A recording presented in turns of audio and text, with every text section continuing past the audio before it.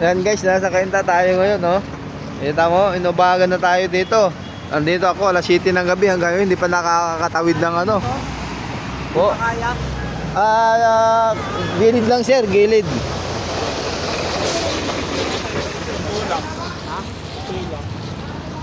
Mahirap. Tangina, save ko na nga itong motor eh. Baka hindi ako madaan dito.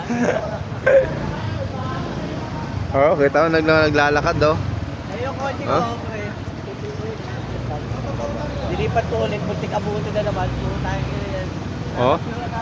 Gondi na. Dito naman tayo, si Buhay Kalsada vlog naman. Alas 7 pa lang naman ng gabi. Anong oras na ngayon? Alas 7. 12 hours na tayo. O, di ba? Marami nang hito diyan, marami nang bangus. Yan naman naglalakad, oh. Yan.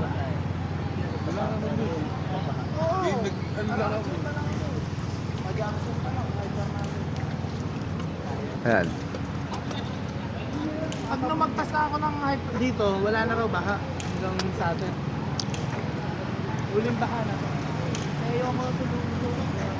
May nga ako na alas.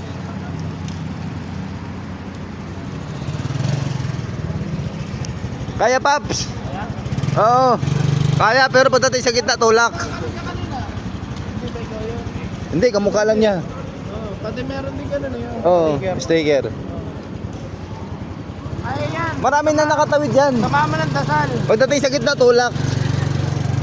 Oo, yung Ayaw mo talaga pa mabangunay sa Ayaw. usapan naman kasi makatawid eh. Hindi, mahal ang bayad. Pero sinabi kung Mahal ang bayad. Titiri ko, hindi. At least makakatawid ka. Mahal ang bayad kasi.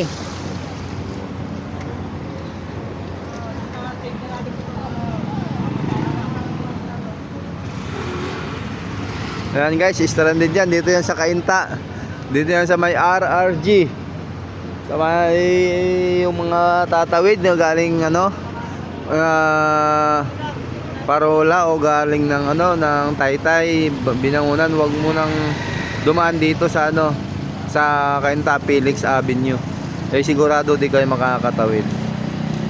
Siguro makakatawid naman pag matataas yung motor nyo.